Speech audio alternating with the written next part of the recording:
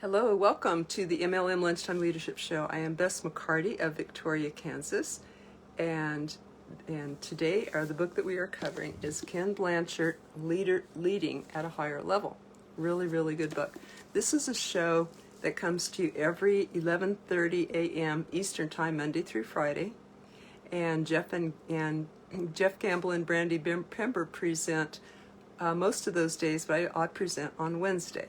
So you can find all of the shows, whoever presents, and all of the replays over at the Facebook group, the MLM Lunchtime Leadership Show. You can scroll down and find all the replays there, and you can also get Jeff's cliff notes of each book that we cover. A lot of times we cover a John Maxwell book because we love him so much, but we also cover other personal growth books and leadership books to help you succeed in your network marketing business or entrepreneur.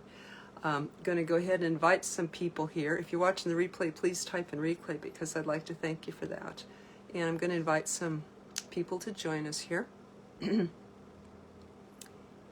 Our purpose of this show is to help people grow, to educate, equip, and empower entrepreneurs, and create independent servant leaders. And that's what leadership is all about. This show is sponsored by our generic alternative school for network marketers, the MLM Millionaire Academy. I call it alternative because we teach methods in there not found anywhere else that I think are the best that I've ever seen in the whole profession.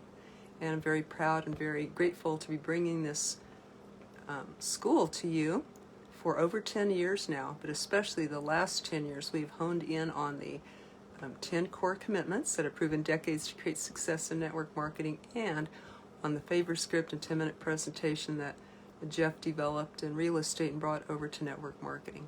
It's been tried and tested in the field for years now, and it's the best method that I've ever seen, and people get the results fastest I've ever seen in network marketing. So we invite you to check that out. I'll put a link below, but you can also find it at mlmmillionaireclub.com/basics. mlmmillionaireclub.com/basics. We call it our basics class, our quick start basics class. So you're invited to check that out, and welcome, Jim. Jim Bailey is a star member in the school, and Jim is leaping ahead in ranks, and so is his team in his company. Love to hear, Jim, if you have anything to share about the school or how it's helped you, love to hear that. So the book again today, we cover about a new personal growth book about every month. And the book again today is Ken Blanchard's Leading at a Higher Level. So today we are on chapter 7, which is called Partnering for Performance. And I was just thinking today how doing these lives, it's like doing a book report. And they say that if you want to really learn something, teach it. So I was just grateful again as I was reading this chapter today and preparing to give you my book report on it. I was just reflecting again how grateful I feel to be able to be doing these lives because of all that I've learned as a result of them. They've gotten me to read books that I might not have read otherwise or read this soon. And I got a lot out of this chapter. Mostly, he talks about what could be a corporate setting, but he talks about in companies that, and to me, how I'm interpreting how he talks about leadership is different between management, which I would define management as trying to get the most out of your employees to help the bottom line of the company. The company can get their objectives met through the employees. And leadership takes this to a higher level where you're developing the person. And of course, that's a win-win because when you develop the person as a hopefully, with to their potential, maybe even to a leader, it increases the value to the company, and everybody rises. There really are not a limited number of positions in a company when you nurture and encourage the development and the creativity of a employee. They can come back and they can do things to improve and grow the company, or even create a position for themselves and others, and create a lot of new growth in the company. So welcome, Agulu. Glad to see you. And there is a story in here where this happened with this. A lot of people fear that there's only so many positions at the top, and it's got to be competitive, and you've got to, compete for it, or be kind of cutthroat, or look out for yourself. But he gives an example in here of a secretary who came to her boss and said, hey, we've been retailing to stores, and there really needs to be a catalog where stores can find what they want from us or from other people. And the boss said, that's a great idea. Why don't you create that department and run it? So she did. She used to be the secretary. Now she's running this department and has created a new position for herself and other people, and done a needed service. She saw what was needed, done a needed service for their industry. And hello, Nancy. Hello, lovely Nancy. Glad to see you. Okay, so partnering for performance, he gives direct, exact, charted out, specific, logical steps to how to lead people, how to see where they are and how to lead them just to the next level. So he said, at best, leadership is a trust between two people working together, the leader and the follower, but the leadership can shift between them according to the job that needs to be done or according to their talents and how that works. So he said it's really to create this sort of side-by-side leadership style. It depends on the quality of conversations that you have with people. And he outlines what that takes, what effective performance management system has 3 parts. In other words, say these are 3 real important things. First is planning. You got to set the goals and the objectives, and you still have to have a hierarchy because sometimes the leader has to win out, according to best judgment, but not always. So you have the goals and objectives set out, and then you do performance coaching, which means that you help the person to develop themselves. And next is performance review, where the leader and the follower, I'll call it, he calls it the direct report. What shall I call it? I'll use his words here. He calls a manager and a direct report. And I believe he means that that's somebody under the manager who reports directly to him. We could apply that to other businesses. You could apply it to network marketing if your teammate, used to be called your downline, but now we call it a teammate. If your teammate agrees to be coached by you, then this situation could work out. Not everybody can do that, though, so it's not, I wouldn't say it's always duplicatable, but it could be learned by anybody. Any of this could be learned.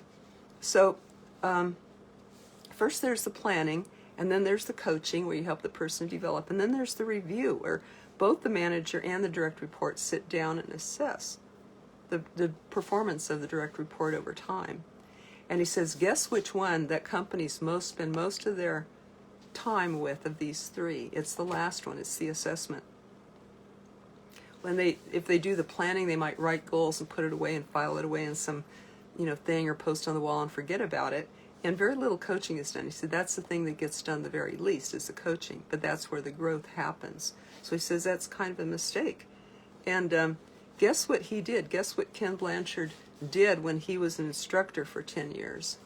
He got in trouble for this. But what he did is he gave the students a final exam on the first day so that they didn't have to take it that day, but he gave it to them that day. He said, this is what we're going to ask you at the end. This is what we want you to learn during this course. And the school authorities called him in. They said, why are you doing that? And he said, well, we want them to learn, right? That's the best way to learn, is to tell them exactly what we want them to learn and prepare them to succeed and pass and get an A on the final exam. That makes so much sense to me. You tell somebody ahead of time what you expect of them. So that's what this does. The planning tells you what you expect. The coaching helps them to reach it, and then you assess to see how they're doing or what's needed. You sell during the assessment what you do, and I know this very well as a coach for 30 years. What you do, I was a coach even before they called it a coach, before that word was coined, actually. But what you do is you sit down with the person that you're helping, and you determine, you celebrate their successes. This is what I used to call it. Celebrate their successes and troubleshoot their failures, or celebrate where they succeeded and troubleshoot and help them to do better the next day or the next week wherever they didn't. So it's with no blame, it's just with total support and help. And of course they want it because they want to do good and they want to grow. Inherently, we do want to learn and grow. We do. We're just not doing it for the paycheck. we're really doing it to feel good about ourselves and be part of a team, and to grow personally too. People really, really want that. I think even more than the money. So people do want to grow if we just get aligned with that natural tendency that people have. So again, if you're watching the replay, please type in replay because I want to thank you. And I also would like to hear where you're watching from. Where in the world are you watching from? Because I know there's people here from other countries. I say good morning here, but it might be evening somewhere else or afternoon. So I'd like to hear where you're from. And if you are here to take your personal growth to the next level or learn how to lead people, please type in yes, because you're in the right place for this. Glad you're here. So this is really cool what he shares in this chapter today. I'm happy to pass it on to you. Maybe you'll like to read the book yourself or get Jeff's notes at the MLM Lunchtime Leadership Show Facebook group. Okay, so he says that coaching, what happens in that coaching situation where you celebrate or you praise their success and then you help them to reduce the behavior that didn't work for them, that should happen on an ongoing basis, not just at the review. The review is the third step. So this needs to be part of the development, the ongoing development of the person. In sync with your morning. Yes, Nancy's in in the morning time zone. And Ogulu says building leaders helps organizations grow and ensures good succession. Thank you. What experience have you had with that, Ogulu? I'd like to hear. It sounds like you really get this. So it helps your organization grow and ensures good succession, building leaders. Whereas if we skip over that, it doesn't do the organization any good, does it? There's a cost to it. So maybe you'll like what the tips that he gives here. So he says planning. There should be no surprises in the review. A lot of companies have an annual or semi-annual review. There shouldn't be any surprises in it. And they thought that if a person didn't succeed, there was this company that let's see, Ridge. This guy was so emphatic about helping people to succeed that he would fire the poor performance of a manager rather than the poor performer if he found out the manager had done nothing to help that person succeed. How about that? The responsibility lies back on the manager. If they've done all they can to help the person succeed, they've done their job. But if there's a poor employee, he went and fired not the employee, but the manager, if that manager did not do all that they could to help that employee. So I really like that a lot. It takes that blame off that, off the person, and takes more responsibility. I'll talk about that a little bit more in the chapter, but he said it starts with clear goals, clarifying for the people two things. First, what they're being asked to do, and second, what good performance looks like. And then I like this. The second part of this partnering for performance is diagnosis, where each, the leader and the direct report, the person under them or the employer, whatever we want to call it, that both of them go separately to diagnose two questions. Does the direct report know how to do the task, and how committed is he or she? And he defines the commitment as excitement. How excited is that person to do it? So they each go separately. They each write down their separate diagnosis, and then they come back together and they figure out who goes first. It doesn't really matter. But whoever goes first, the other person's job is to listen and then actively reflect that back, what they heard that person say. And get it corrected until they get it right. Now they're assured that each person was heard. Then the other person goes. So we call that active listening, right? Where you make sure that you heard exactly what they said and they confirm that back. And they keep talking until they agree on the person's knowledge how to do the task and the direct report's commitment to do it. If they both agree, then the person's ready to do that task or take on that task or stretch and grow. But if they disagree, then guess who wins? Not the manager. The direct report wins because they know themselves. It's not the manager's job to try to, convince the manager they can do something that they're not up for. And if the direct report says, I'm capable of doing more than you think, the manager again says, okay, you win. Now what I want you to do over the next 2 weeks is show me the results that validate what you're saying to me. I like that a lot. They give the chance. Will you be able to show me this goal area in a week or two that will demonstrate that your diagnosis was right? And he says, we have found that people work hard to prove they are right, exactly what we want them to do. And if their performance does not agree to it, then it's time for some coaching and helping in more direction, some directing coaching. So this leads to ensuring that the leader provides the kind of leadership that the direct report, the person needs to perform the task well, and enhances his commitment.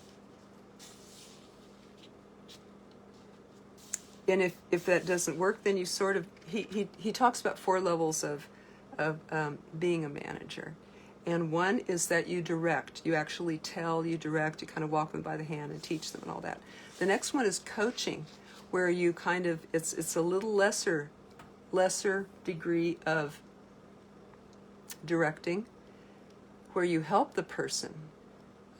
Maybe you step back a little bit, but you let them do some of the stuff and you coach them on the areas where they need help. It's less controlling than the directing. And then the next step above that would be supporting. You just kind of step back and encourage and support and positive. And then the last level of managing that he identifies here is called delegating, where you literally turn it all over to them and they come to you if they need help. And you say, if you don't come to me, I'll assume everything is fine, but don't wait till, call for help early if you need it. Don't wait till the monkey becomes a gorilla. And then you say, does that work for you? You get their agreement to do all that. Let's see, what else can I share with you? When supporting, he goes into a little bit, more about each of the different styles, but he explains a little bit more what coaching is, and you expect things of people, and they live up to that. And he says you can expect more if you inspect more. In other words, you check in regularly, not just at the final assessment. And of course, you may have heard this: when the best leader's work is done, the people say, we did it ourselves. I like that a lot. So let's see, there's a little bit more here I want to share with you about exactly how to coach them. I want to see the comments here. In Nigeria, it's evening. Agulu says, Nigeria, it's evening there. I'm a finance expert and a motivational speaker. Wow, so thank you for joining us. Are you familiar with, and welcome Clement too, Agulu, I hope I'm saying your name correctly. Are you familiar with Ken Blanchard or John Maxwell? Who's your favorite leader? Who's your favorite teacher, trainer of leadership? I'd love to hear that. This is an experiment that Ken shares that they did. This is really cool. They worked with 4 instructors teaching an 8-week course in management. The first 2 instructors taught by lecturing or leading the classes. In other words, they did the coaching, the directing and the coaching lifestyle. The directing style of teaching these courses is that you do all the talking. You tell, you lecture, it's all you doing it. And then they blended that with a little bit of the coaching where they encourage a discussion. So two of the 4 experimental teachers did it that way. They either lectured or they did some discussion. In other words, they're doing most of it. And the other two instructors, they advised them to do something different each of the 4 weeks. The first 2 weeks they did the directing and the lecturing. The next week they did the coaching and the discussion. Then the next week they did the supportive, where they kind of lean back and they let the students talk. And they say, okay, that sounds good. And what else? And how would you explain that? And good job. Just supportive comments like, this is really interesting. And the last one was the last 2 weeks. So the first week they did the directing and the lecturing. The next week they did the coaching and the discussion. Then the third week, these two experimental instructors did the just supportive work. And the last week was delegation. In other words, they go, you guys do the class, I'm just going to sit back. And they found that on the last day, someone went in and wrote on the blackboard of each of the 4 classes, the instructor is not able to come in today, the instructor is sick today, carry on as usual. The first 2 classes, where it was just lecturing and discussion, they went home within 5 minutes. The students left because nobody was leading the class. But the other 2 classes, where they had kind of been gradually weaned off the instructor and onto doing it themselves, they stayed. They had lively discussions. One class even stayed a half hour longer than usual. So they found that when these 4 stages were implemented, the students in the experimental classes outperformed the other 2 classes. The students knew more, they liked the course better, they weren't late, and they weren't absent. So isn't that interesting? People will step up if we give them the chance to develop themselves. And Agula says, I follow John Maxwell a bit. I just love John Maxwell. I think he's premium. and yet this is really interesting to me here with Ken Blanchard's. So this is very interesting, this part here, and then I'll conclude. Oh, this will be the last part I'll share from this chapter. But he says declining performance, he calls that decommitment. He says rarely does anybody demonstrate good performance and then show bad performance because they've lost ability, unless they have Alzheimer's or something. But he said rarely, do you find that resulting from the person's competence? He finds that decommitment or that decrease in performance was either because the job changed or the skills to perform it changed, or people lost their commitment. That loss of commitment is one of the biggest challenges that face managers or leaders, I'll say. The decommitment was one of the biggest challenges that they face. Why did people lose their excitement? Why did they lose their motivation? Why did they lose their confidence? And he says most of the time, people might blame it on the person, but most of the time it's due to their leader or the organization has treated them unfairly, or that's what they perceive. And so they lose that commitment. Maybe they are under or over supervised. Maybe they've had lack of feedback, lack of recognition, lack of clear performance expectations, unfair standards, being yelled at, blamed, reneging on commitments, being overworked and stressed out. Wouldn't that do it? That would put to sleep, that would kind of kill my commitment, my excitement for being on the job and doing my best. And this can occur at every organizational level, not just the lowest ones. So how are we treating the people? And they found that most companies will go in and focus on how can we fix that person? How can we change that person? How can we turn that around for that person? And they forget to look at the cause, when most of the time the cause is higher up in the leaders, in the company itself, that needs to be corrected. And if you just focus on just the people, that's like the effect, in a disease. It's like trying to cure the disease without curing the cause of the disease, right? Just cure the symptoms of the disease without curing the cause of it. So when a company does not look at the cause, they're just going to repeat the same thing and have the same thing happen again. So first, he says placing blame is not a good strategy. First, let's look at the leader or the organization as the cause. because that's the case most of the time. And where does that gap exist? He says what you need to do is figure out what leadership style you need to go to. Which level needs to remedy the situation. Do you have to go all the way down to the directing one where you kind of run everything again? Rarely, he says. Rarely. It's more like going to the coaching style where you come in and you see, let's see, what were the styles again?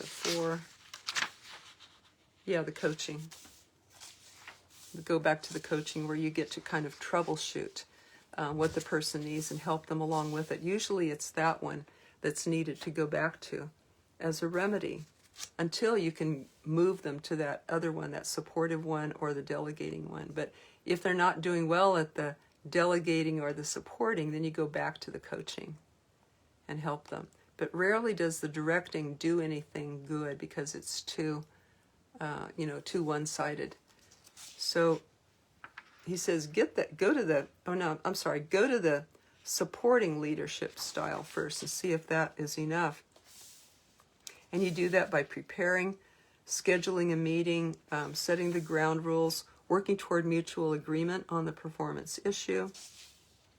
And then the performance review, that's the third part.